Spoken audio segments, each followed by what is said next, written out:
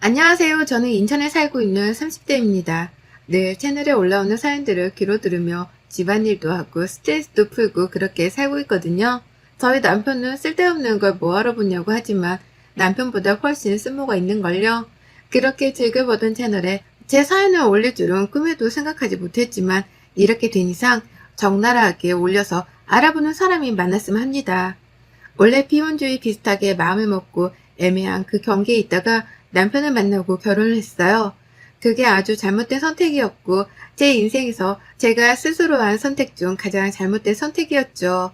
남편과는 지인 소개로 만나게 되었는데 첫 만남부터 만나는 데는 불편함 없이 이 사람과 만날 수 있었습니다. 늘 무슨 일이 있어도 제가 우선인 사람이라서 전 그게 좋더라고요. 남편은 저희가 나이도 있고 만난 지 1년도 넘었으니 이제 슬슬 결혼을 하자는 말을 꺼냈었지만 전 이때까지만 해도 결혼에 대한 고민이 컸던 사람이라서 많은 생각이 들었죠. 이 솔직한 속내를 연애 초반에 털어놓은 적이 있는데 제 말을 제대로 들어주지 않는 건지 남편은 똑같은 얘기를 계속 반복하게 했습니다. 남편은 결국 마음이 상한 건지 제 솔직한 속내가 궁금했던 건지 하루는 나를 잡고 작정한 듯 물어보더라고요. 부담 없이 솔직하게 말해줬으면 좋겠어. 결혼이 부담스러운 거야? 아니면 나랑 결혼하는 게 부담스러운 거야? 미안해. 그런 생각까지 하게 만들어서. 근데 나는 그냥 결혼 자체가 부담스러운 거지 당신이라서 싫고 좋고 막 그런 개념이 아니야. 그런 이유라면 괜찮아. 기다릴 거고 우린 결혼할 거야. 누구보다 행복하게 살 자신 있고 난 너 아니면 결혼 못할 것 같다. 남편은 제가 혹시 본인과의 결혼이 석연치 않아서 그런 건지가 헷갈렸나 봐요. 그래서 제게 솔직히 말해달라고 물어봤었고 그 물음에 솔직하게 말을 했죠. 저를 기다려준 남편은 특별한 걸 한 거 없고 정말 늘 그 자리에서 저를 기다려줬습니다. 그렇게 연애를 더 하다 보니 어느덧 3년차가 되었고 저도 확신이란 게 생기더라고요. 정말 이 사람이라면 믿고 결혼하지 않을 이유가 없겠다 싶어서 결혼을 선택하게 되었죠. 결혼을 겨우 결심하고서야 남편네 가족에 대한 얘기들을 들어보기도 하고 얼굴도 트면서 친해지기도 했습니다. 그전에도 대충 알았지만 깊숙하게는 몰랐거든요. 남편에게는 저보다 3살 어린 여동생이 있었는데 어려서부터 늘 사고뭉치였다고 하죠. 그런데 커서는 속도위반까지 해서 결혼해버렸고 시모는 차라리 저렇게라도 시집가서 지 가정 꾸리고 정신 챙기고 사는 게 100번 1000번 옳은 선택이라면서 더 힘들게 하지 않고 시집가줘서 홀가분하다고 했답니다. 오죽 힘들게 했으면 저런 말이 나올까 싶었어요. 신우는 보여지는 이미지를 굉장히 중요시하는 사람이었고 타인의 시선을 신경 많이 쓰는 사람이었습니다. 그렇다 보니 늘 머리부터 발끝까지 본인은 다 갖춰져 있어야 하는 거죠. 물론 명품으로 말이에요. 본인이 여유가 되고 능력이 있어서 명품으로 치장하고 산다면야 뭐가 문제겠습니까? 그런데 신우는 일하는 것도 별로 흥미를 못 느꼈고 돈 쓰는 것만 1등이었으니 문제였습니다. 본인 수준이 있는데 그걸 무시한 채 펑펑 돈만 그렇게 쓰니 쌓이는 건 빚이죠. 하루가 멀다 하고 남편과 시모가 수습하기 바빴다고 합니다. 그걸 이제 시집에 갔으니 본인 남편이 감당하고 있는 상황인데 얘까지는 애엄마가 애를 보는 게 우선이 아니라 명품관 가서 신상이 있는지 마음에 드는 게 있는지를 보는 게 우선이었어요. 그렇다고 신우 남편이 돈을 잘 버는 것도 아니고 평범한 중소기업에 다니는 성실한 회사원이었습니다. 회사원 급여로 신우의 사치스러움은 절대 감당할 수 없었죠. 알고 보니 신모가 카드를 쥐어줬고 그거랑 본인 남편 카드를 번갈아 가면서 그렇게 사리사욕을 채우고 있었더라고요. 시모는 또 막내딸이 기죽는 것도 싫고 원래 그런 애라면서 매일 감싸주기 바빴어요. 애 낳고 육아 스트레스가 심해서 더 그런다면서 말이죠. 저희 부모님이었다면 등짝 스매싱을 날렸을 건데 말입니다. 30대의 나이에 애도 있는 사람이 본인 엄마에게 손까지 벌려가면서 저러고 있는 모습이 참 한심해 보였고 신우와는 굳이 깊은 관계를 맺지 않으려고 했죠. 그런데 저희가 결혼하고 신우를 마주치지 않으려고 해도 그럴 수가 없었어요. 신우는 오만참견을 다하는 성격으로 여기저기 돌아다니면서 남의 얘기를 시시콜콜하게 하는 걸 또 그렇게 좋아했습니다. 너무너무 열받는 건 저랑 대화하는 방식이었어요. 사람 약 올리는 것도 아니고 살살 비꼬면서 이래도 기분 안 상할 거야? 마치 저를 테스트라도 하듯 너무 열받게 했습니다. 실제로 신우 머리채를 잡을 뻔한 적이 한두 번이 아니었지만 이를 악물고 꾹 참고 귀닫고 그렇게 무시하는 쪽을 택했어요. 저도 그렇고 남편도 그렇고 검소한 편까지는 아니지만 그래도 모을 돈은 모으면서 쓰고 잘 살거든요.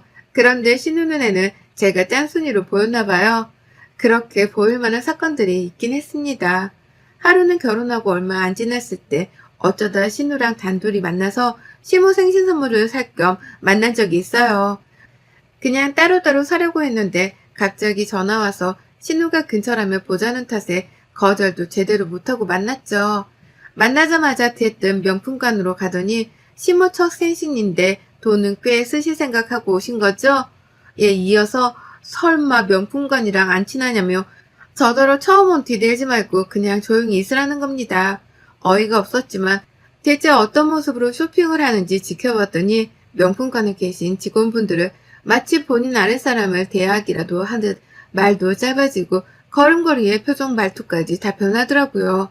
그 모습을 지켜보는데 얼마나 웃겼는지 모릅니다. 저기 이거 보여줘봐. 나한테 어울리려나? 저번에 산 거랑 너무 비슷한가? 어때? 색감이 나랑 맞아? 아, 네. 잘 어울리는데요. 뭐가? 무슨 컬러가 어울리는데 그렇게 팔려고 영업진의 멘트 말고 진심을 다해서 말하란 말이야. 이까짓 거 2개, 3개 못 사겠어, 내가? 근데 물어봤을 때는 그만한 이유가 있지 않겠어? 죄송합니다. 평소 옷 스타일이 오늘 착장이랑 비슷한 거라면 우측이 더 좋을 것 같아요. 는데요, 같아요. 왜 이렇게 대답해? 확신이 없어? 초짜야, 뭐야. 아, 짜증나. 안 사. 나가요, 언니. 명품이면 뭐해? 일하는 것들을 아무거나 데려다 놓으면 이 꼴이 나는 거지. 안 그래요, 언니? 아가씨, 지금 뭐 하는 거예요? 저분들이 뭘 했다고 직원들한테 반말하고 막대하고 너무 충격적이네. 내가 명품을 사는 값에 저것들 월급도 포함되는 건데 이 정도도 못하나? 언니처럼 그러고 있으면 무시당하기 딱이니까 그냥 저처럼이나 해요. 그리고 어머님 생신 선물 사러 왔는데 왜 본인 거 봐요? 저 지금 쇼핑할 만큼 시간 여유 없는데. 아, 새언니. 명품을 보고 그냥 지나치는 여자가 대체 어딨어요? 가만 보면 언니는 맨날 보세만 들고 다니는 게 명품 가방 하나 없어요? 설마 그래서 여기 오면 멀미나고 막 그래요? 아가씨, 그냥 각자 알아서 사는 게 좋겠네요.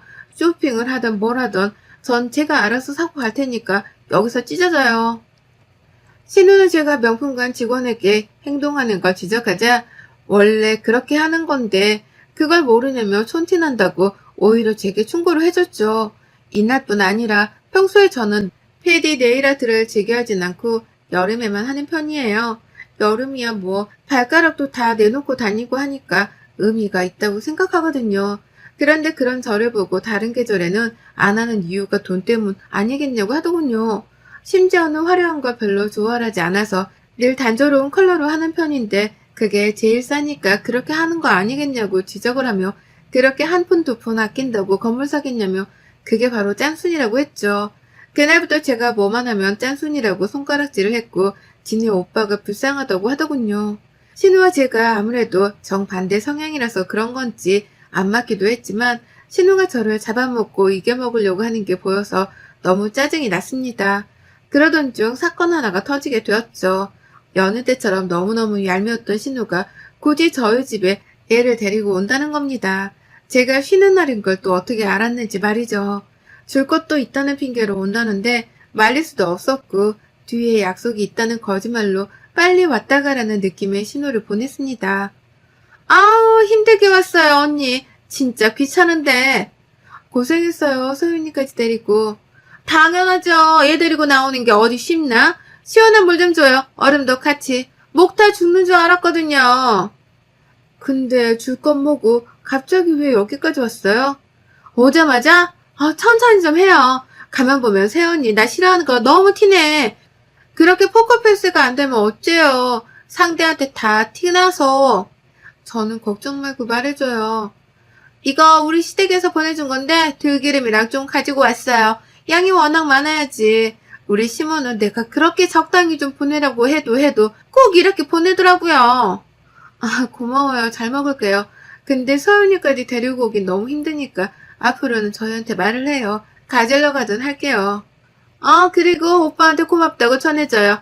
덕분에 이번 달 카드값도 싹 해결하고 빚도 청산하고 속이 그냥 빵 뚫렸거든요. 신우에게 들은 말은 너무 충격이었고 결국 저 말을 해서 제 속을 뒤집고 싶어 온 거였습니다. 대충 들어보니 3천만 원이나 해줬다는데 남편이 지금 3천만 원이나 해줄 현금이 없거든요. 열이 받아서 미칠 것 같았지만 결국 신우의 저런 수작에 놀아나고 싶지 않아서 표정 관리를 하며 말했습니다. 아가씨 근데 애도 있고 나이가 내일 모레 40대인데 아직도 엄마 카드 쓰고 오빠가 빚 갚아주고 이러면 자존심 상하지 않아요? 오히려 부모님께 용돈을 드려야 할 나이 아닌가? 뭐요? 나도 다 생각이 있어요. 지금이야 서윤이가 어려서 어쩔 수 없지만 제가 사회에 나가봐요. 그럼 돈 버는 건 일도 아닌데 뭐 그때 효도에도 늦지 않고 가족이니까 서로 어려울 때 돕는 거지. 이해가 안 가서요. 제 주변 어디에도 얘까지 있는 상태로 엄마 카드로 쇼핑하는 사람은 없거든요. 근데 뭐 아가씨는 그럴 수 있다는 거니까 그렇다고 치죠 뭐. 오히려 신우를 부들부들 열받게 만들고 약속이 있어서 준비해야 하니 이만 가달라고 했습니다. 한마디로 신우는 저 얘기를 듣고 제가 극대노할 걸 눈으로 직접 보려고 굳이 얘까지 데리고 왔으나 제가 열받지 않고 오히려 본인을 열받게 해서 돌려보냈으니 이를 악물고 간 거예요. 이후에도 또 뭘로 사람을 괴롭힐까 싶었지만 신경 쓰지 않았습니다. 침착함을 유지하고 남편이 퇴근해서 올 때까지 기다렸고 왔길래 물어봤네요. 3천만 원이 어디서 났니? 무슨 3천만 원? 뭐 혹시 영지랑 얘기한 거야? 내 질문은 그게 아니잖아. 3천만 원이 대체 어디서 났길래 아가씨한테 그 돈을 다 해준 건데 그렇게 돈이 많았으면 말 좀 해주지. 나도 좀 흥청망청 살아보게. 그게 뭐 있는 거 조금이랑 대출받아서 해줬어. 애 키우면서 빚독촉 받고 이러니까 너무 힘들어해서. 힘들어하면 정신 차리게 해주는 게 가족이고 오빠가 할 일이지. 정신 못 차리는 동생한테 매번 돈으로 해결해주는 게 가족이고 오빠니? 그럼 물어보자. 언제까지 그 해결을 당신이 해줄 수 있는데 이제 아가씨 나이가 몇이야. 거기다 본인 남편도 있고 애도 있어. 알아서 살게 냅두라고 해줄 만큼 해줬잖아.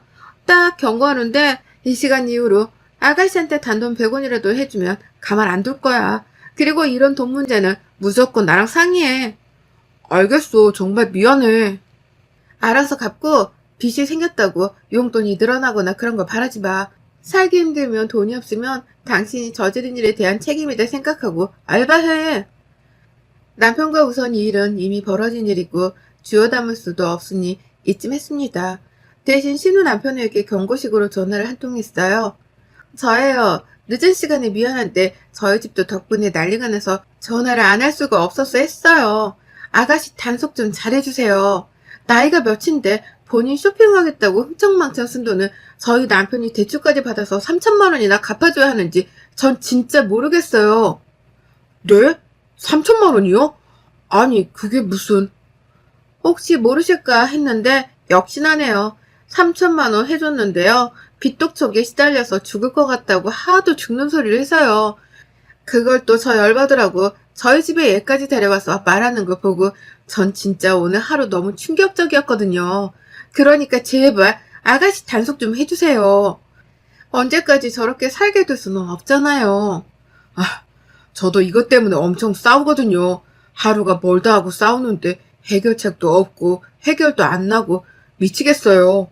근데 3천만 원까지 받아놓고 저한테는 아무 말 안 하는 거 보니까 숨기려는 것 같은데 이건 제가 알아서 할게요. 그리고 피해드리지 않을게요. 죄송합니다. 신우 남편에게 저렇게 말하고 나서 신우의 전화는 미친 듯이 왔지만 차단해버렸어요. 시끄러워서 잘 수가 있어야죠. 그 다음날은 바로 시모에게 전화가 왔고 욕 한 바가지를 먹었습니다. 수진이니? 난데 어제 일 됐지 왜 그런 거니 너? 영지채 한숨도 못 자고 울고불고 아주 난리도 아니었거든. 거기다 쟤네 이혼한대. 너 이거 어떻게 책임질 거야? 아무리 대출 받아준 게 열받고 짜증나도 그렇지. 당사자도 아니고 남편한테 전화해서 그럴 일이야? 죽어도 이혼한다는데 어쩔 거냐고. 네? 돈 헤프게 쓰는 거 모르는 것도 아니었는데 그 이후로 이혼한다는 게 맞아요? 맞대. 그리고 그게 중요하니 넌 지금 이혼을 한다는 게 중요하지. 어쩜 그렇게 사람이 지밖에 모르지? 나 너한테 너무 소름 돋는다. 당장 집에 와서 이 문제 해결해. 밥 한 술도 못 두고 울기만 하는데 안쓰러워 미치겠으니까 네가 해결하라고. 조금 충격적이긴 했어요. 제 전화 한 통으로 이혼까지 가게 되었다고 하니 조금만 참을 걸 그랬나 싶고 내가 너무 심했나 싶은 생각이 들었습니다. 많은 생각을 하던 끝에 저는 시댁으로 갔고 거기엔 울고불고 지쳐있는 신우와 이마에 손을 탁 올리고 있는 시모가 있었죠. 저를 보자마자 신우는 미친 사람처럼 달려들어서 광기 어린 목소리로 말하더군요. 아, 어쩔 거냐고. 너 때문에 이혼당하게 생겼는데 어쩔 거냐고. 내 오빠가 나한테 돈 좀 해준 게 그렇게 열받았으면 나한테 말할 것이지. 왜 내 남편한테 말해서 이혼녀로 만들어? 얘를 혼자 어떻게 키우라고 나더러. 아가씨, 우선 진정 좀 해봐요. 너 같으면 진정하게 생겼냐? 이혼당하게 생겼는데? 내 말은 듣지도 않아. 연락도 안 받는다고. 그뿐이야? 집도 나갔어. 어쩔 거냐고. 지금 눈에 뵈는 게 없는 거 아는데 말 좀 가려서 하고 아니면 편하게 둘 다 말까고 하던가. 처음에 어머님 전화 받고 정말 내가 참을 걸 그랬나 싶은 미안한 마음이 들었는데 곰곰이 생각을 해보니까 그게 왜 내 탓이지? 결국 주제도 모르고 흥청망청 돈 쓰고 얘 엄마가 얘도 똑바로 안 돌본 게 팩트잖아. 그게 쌓이고 쌓여 폭발한 거 아니겠어? 그럼 아가씨 네가 이혼당하는 이유가 나 때문이야? 너 때문이지. 뭐라고? 지금 말 다 했어? 할 말은 많은데 굳이 안 하려고 대화가 통해야지. 어머님도 저한테 그런 식으로 마냥 딸이라고 감싸돌면서 편드는 말씀 하지 마세요. 딸이고 자식이니까 더 엄하게 아닌 건 아니라고 말씀해 주셔야지. 아범도 어머님도 누구 하나 아가씨 정신상태 지적을 안 해주고 맨날 돈으로 막아주니 이 나이에 이렇게 큰 거 아니겠어요? 그리고 너 나한테 까불지 마. 너만 소리 질러? 나도 소리 질러. 너만 눈 돌아? 나도 돌아. 한마디로 건들지 마, 알겠니? 신우랑 대판 싸우고 성격 제대로 보여주고 나오려는데 시모가 저를 잡는 겁니다. 그리고선 그러더라고요. 너 지금 내 앞에서 뭐 하는 짓이야? 난 보이지도 않아? 어? 위아래도 없는 거야, 너는? 그만 좀 하세요. 위아래가 있고 없고를 떠나서 어머님도 옆에서 하신 말씀 없으셔서 조용히 계신 거 아니세요? 그러면서 왜 갑자기 따라 나와 그러세요? 너 내가 오냐 오냐 해줬지 아주? 무슨 소리세요? 제가 아니라 아가씨겠죠. 어머님이 저를 언제 오냐 오냐 해주셨어요? 툭하면 돈 없냐? 아가씨 돈 좀 해줘라. 말고 저한테 하신 말씀이 뭐 있으세요? 전 모르겠는데 아무튼 냅두세요 저 좀. 이런 식구들 딸려있으면 아범이랑도 안 살아요 저. 전 시모와도 되판하고 집으로 왔고 겨우 진정하고 있는데 모든 얘기를 들은 남편과 또 싸웠습니다. 남편은 아무리 그래도 내 엄마고 동생인데 너무했다. 사과해라라는 입장이었고 저는 잘못한 게 없으니 사과할 이유도 없다. 그들이 기분이 그렇게 상했으면 네가 가서 풀어줘라였습니다.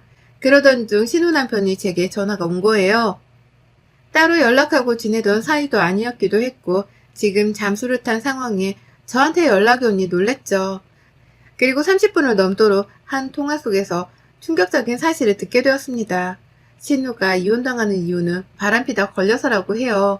안 그래도 저것 때문에 사내만에 하던 찰나에 제가 3천만 원이란 기름을 확 부어준 거죠. 그래서 본인이 애를 키울 거고 서류 정리가 어느 정도 되면 나타날 거라고 하더군요. 혹시 제가 당하고 있을까봐 연락을 해줬다네요.